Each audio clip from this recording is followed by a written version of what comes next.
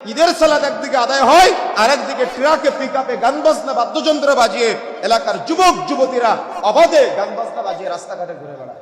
কতটুকু মূল্যবোধের অবক্ষয় না হলে এরা আজকে ঈদের দিন সকালে প্রত্যেকটা মোড়ে মোড়ে বক্স বাজিয়ে গান বাজনা বাদ্যযন্ত্রের আয়োজন করে, বক্স বাজিয়ে গান বাজনা বাদ্যযন্ত্রের আয়োজন করে তো করে, লটারির আয়োজন করে, নারী পুরুষের একসাথে বিভিন্ন রকম ওই কি বলে যাত্রাপালার আয়োজন করে।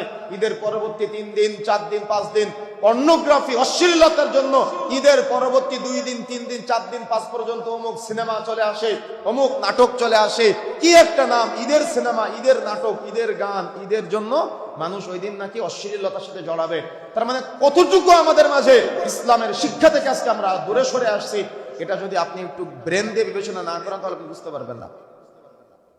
চিন্তা করেন, আপনি দেখেন বিষয়গুলো মিলান, সমাজের বাস্তব চিত্রগুলো যদি এভাবে চলতে থাকে তাহলে সমাজ কিভাবে আদর্শিত হবে, কিভাবে?